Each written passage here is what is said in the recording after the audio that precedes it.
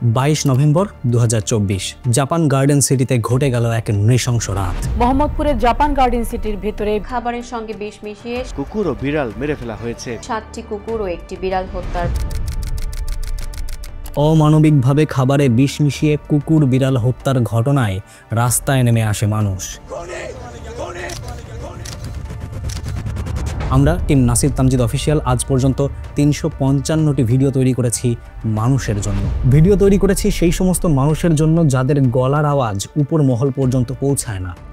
Video তৈরি করেছি মানুষের দুঃখ কষ্ট দুর্দশা নিয়ে, মানুষের হাসি কান্না আবেগ নিয়ে, সফলতা নিয়ে। কিন্তু সেই সমস্ত ভিডিও থেকে আমাদের আজকের এপিসোড আলাদা। আজকের ভিডিওতে আমরা কথা বলবো তাদেরকে নিয়ে যাদের ভাষা বোঝার ক্ষমতা আমাদের নেই। আমাদের আজকের এপিসোড মানুষের মানুষ হয়ে ওঠা নিয়ে, যারা এখন পৃথিবীর সবচেয়ে ডমিনেন্ট প্রাণী। প্রশ্ন হলো, মানুষ কি আগে থেকেই এমন ছিল নাকি কালের পরিক্রমায় তারা এত বেশি পাওয়ারফুল হয়ে উঠেছে?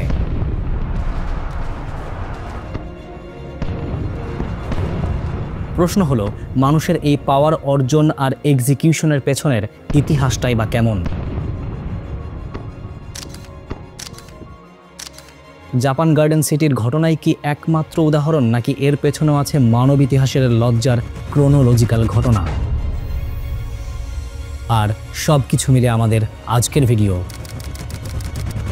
For the voiceless.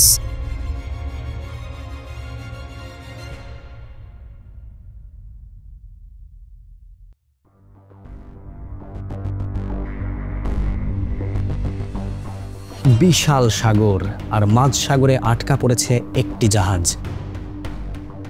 সাগরে সব সময় উথাল পাথাল ঢেউ থাকলেও আজকের সমস্ত পানি শান্ত, কোথাও কোনো ঢেউ নেই, পালে হাওয়া নেই। আর এই মাঝ সাগরে আটকা পড়েছে এক নাবিক, the ancient mariner. But how? ঢেউহীন মাঝ সাগরে অ্যানশিয়েন্ট ম্যারিনার কিভাবে আটকা পড়ল? কি তার অপরাধ? আজ থেকে বহুদিন আগে ম্যারিনার তার দলবল নিয়ে যাত্রা শুরু করলেন। গন্তব্য অজানা, যাত্রা বহুদূর। সাগরে ঢেউ আছে, পালে হাওয়া আছে, সব কিছু স্বাভাবিক। একদিন হঠাৎ মাঝ সমুদ্রে বিনা কারণে ম্যারিনার তীর ছুড়লেন একটা আলবাট্রস পাখির দিকে। পাখিটি সেখানেই মারা গেল। আর সাথে সাথে আরেকটা ঘটনা ঘটল। থেমে গেল ঢেউ আর হাওয়া, আটকে গেল জাহাজ। দিনের পর দিন এভাবেই আটকে থাকলো জাহাজ। বিশাল সমুদ্রের অথই পানি দেখতে দেখতে পানির পিপাসায় মারা গেল সবাই, শুধু ম্যারিনার বাদে। সে পিপাসায় কাতর হয়ে নিজের রক্ত চুষে গলা ভেজালো, টিকে থাকলো এভাবেই তার গল্প বলার অভিশাপে। ঘটনাটা কবি স্যামুয়েল টেইলর কোলরিজের কবিতা the rhyme of the ancient ম্যারিনারের। একটা অ্যালবাট্রস পাখিকে মারার কারণে কি পরিণাম ডেকে আনতে পারে ভাগ্য, তারই একটা ছোট্ট উদাহরণ। কিন্তু বাকি আছে এখনো অনেক পথ।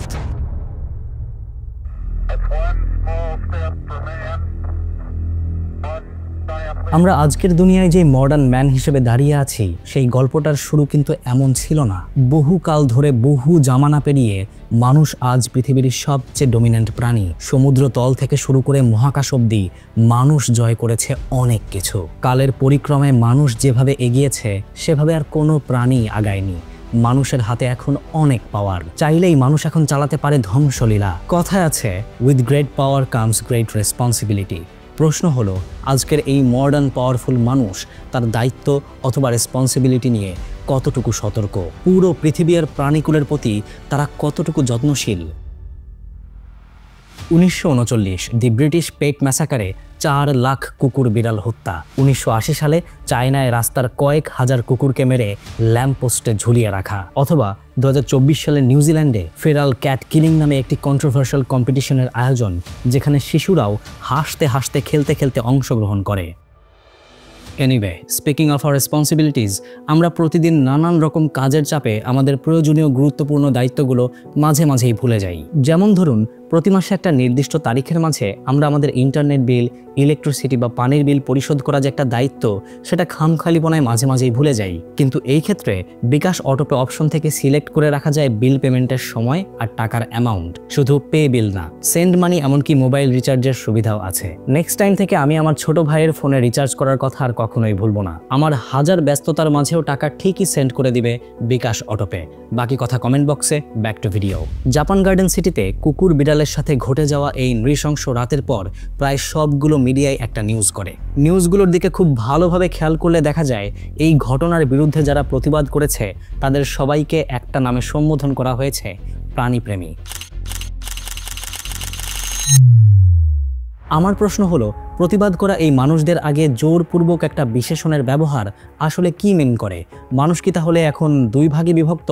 একদল প্রাণীপ্রেমী, আরেক দল রীতিমতো ঘৃণা করে সমস্ত প্রাণীকে। অথচ প্রাগৈতিহাসিক আমল থেকে মানুষ তো এমন ছিল না। প্রায় 2 লাখ বছর আগে মানুষ ছিল পৃথিবীর বাস্তুতন্ত্রের অসংখ্য প্রজাতির মাঝে খুব সাধারণ একটা প্রজাতি। তখনকার মানুষের না ছিল সেরকম কোনো অসাধারণ শারীরিক শক্তি, দৌড়ানোর গতি কিংবা প্রাকৃতিক প্রতিরক্ষার ক্ষমতা যা তাদের সে সময় শিকারীদের মতো শক্তিশালী করে তুলবে। নৃবিজ্ঞানীদের মতে হোমোস্যাপিয়েন্স ছিল অপেক্ষাকৃত দুর্বল। তারা প্রায়ই সিংহ, নেকড়ে কিংবা হায়নার মতো বড় বড় শিকারীদের হাতে শিকার হয়ে যেত। খাবারের তাগিদে নির্ভর করত শিকারী প্রাণীদের উপর। বাঘ, সিংহ, নেকড়ের শিকার করা খাবারের উচ্ছিষ্টই ছিল খাদ্যের উৎস। সে সময় মানুষের টিকে থাকার একমাত্র উপায় ছিল পরিবেশের সঙ্গে মানিয়ে নেওয়া আর নানান রকম হুমকি থেকে নিজেকে রক্ষা করা। মোদ্দা কথা, মানুষ ছিল একটা কমপ্লিট সার্ভাইভাল প্রজাতি। মানুষ সেই সময় পার করেছে, প্রকৃতির সাথে তালও মিলিয়েছে, হয়ে উঠেছে পৃথিবীর সবচাইতে ডমিনেন্ট প্রাণী। কিন্তু কিভাবে?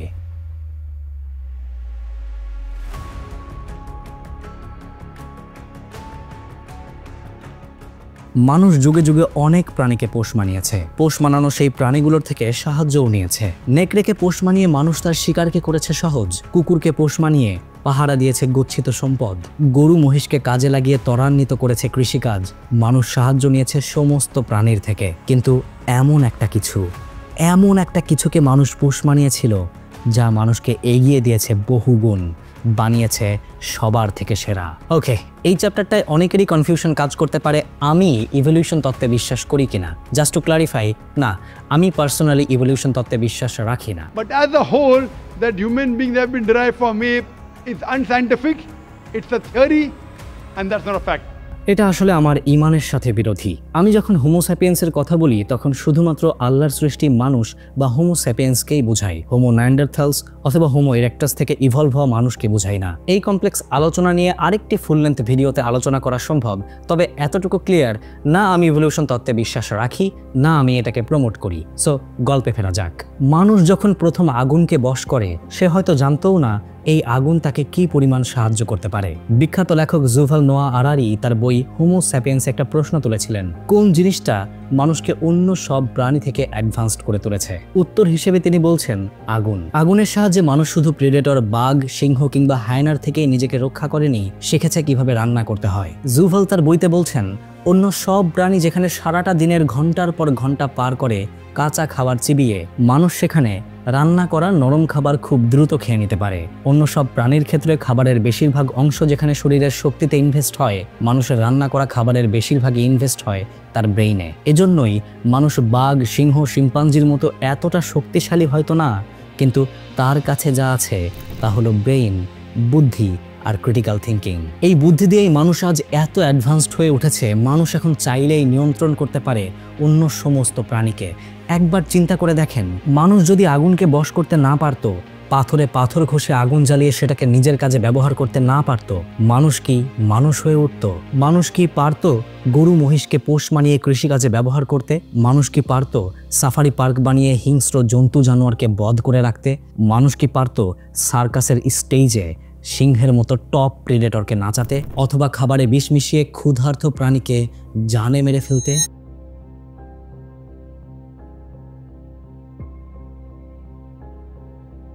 নৃবিজ্ঞানীরা বলেন, বর্তমান মানুষের পূর্বপুরুষেরা এক সময় ছিলেন শিকারী। বলা যেতে পারে মানুষের প্রথম পেশা ছিল শিকার করা। কোথাও না কোথাও এরকম একটা খটকা তৈরি হয়, বর্তমান সময়ের সমস্ত মানুষ হয়তো তাদের সেই আদিম পেশা এখনো ভুলতে পারেননি।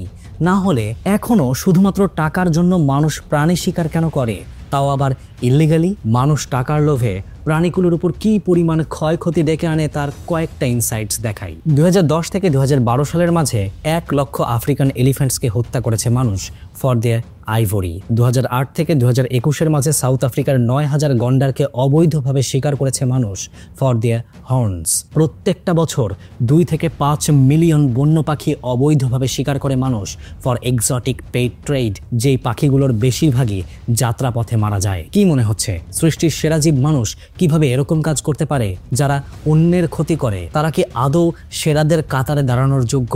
আল্লাহ এই পৃথিবীকে সৃষ্টি করেছেন সমস্ত প্রাণীর জন্যই। এই পৃথিবীতে সমস্ত প্রাণীর সমান অধিকার আছে, কিন্তু মানুষ সেই নিয়ম মানে না। মানুষ অন্য প্রাণীর প্রতি জুলুম করে, ঠিক যেভাবে নিরীহ কুকুর বিড়ালের প্রতি জুলুম করেছে জাপান গার্ডেন সিটির কিছু মানুষ। এই জুলুমের শাস্তি কি জানেন?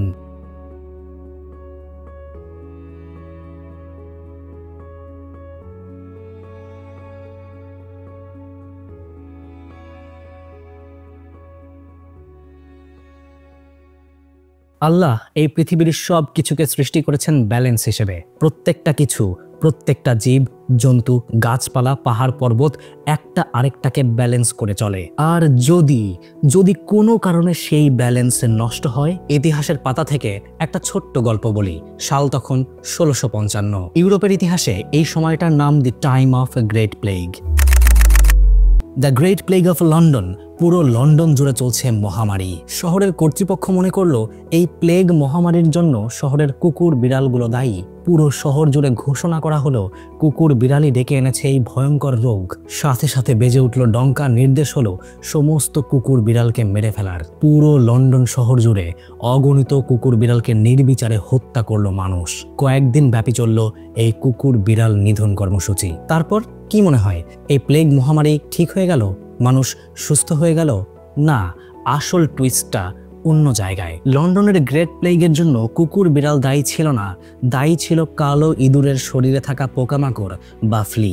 ইঁদুর, মাথায় কিছু একটা ক্লিক করছে। ইঁদুর যাদের ত্রাসের নাম বিড়াল। তার মানে লন্ডন শহরের সমস্ত বিড়ালকে যদি মানুষ মেরে ফেলে তাহলে ইঁদুর এখন ফ্রি, কোনো ভয় নেই।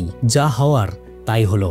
বিড়ালহীন শহরে ইঁদুর বিন্দাস টিকে গেল, আর একই সাথে টিকে গেল মহামারী প্লেগ। রোগে ভুগে মারা গেল প্রায় 1 লাখ মানুষ। এটাই তো হবার কথা ছিল, জগতের ব্যালেন্স। ভিডিওর একেবারে শুরুতে প্রথম চ্যাপ্টারে দি অ্যানশিয়েন্ট ম্যারিনারের কথাটা মনে আছে? জগতের ব্যালেন্স। প্রকৃতি কোনো কিচ্ছু জমা রাখে না, যেমন আচরণ তেমনটাই ফেরত দিয়ে দেয়। মানুষ হয়তো এতদিন জয় করেছে অনেক কিছু, কিন্তু মানুষ ভুলে যায় এই যাত্রা এতটা সহজ ছিল না। অন্যান্য প্রাণীর সাহায্য না নিলে মানুষ এত দূর আসতে পারতো না, খাদ্যদানার যোগান দিতে পারতো না, দুরূহ জীবনের বিষণ্ণতা বা একাকিত্ব কাটিয়ে উঠতে পারতো না, চিকিৎসা বিজ্ঞানে এত উন্নতি করতে পারতো না। মানুষ ভুলে যায় with great power comes great responsibility. প্রত্যেকটা অ্যাকশনের কনসিকুয়েন্স আছে। যার ভাষা নেই, তার ব্যথা নেই, তাকে জুলুম করো, অত্যাচার করো, অবিচার করো, করতে থাকো। একদিন সব কিছু বুমেরাং হয়ে ফিরে আসবে তোমার কাছেই। ভিডিও শেষ করব, কিন্তু তার আগে ছোট্ট একটা কথা বলি। সূরা বাকারায় আল্লাহ বলছেন, and when he goes away he strives throughout the land to cause corruption therein and destroy crops and animals and Allah does not like corruption. বাকিটা আপনার ইচ্ছা। আল্লাহ সবাইকে বিবেক দিয়েছেন, বুদ্ধি দিয়েছেন, অপেক্ষা শুধু সঠিক সময়ের।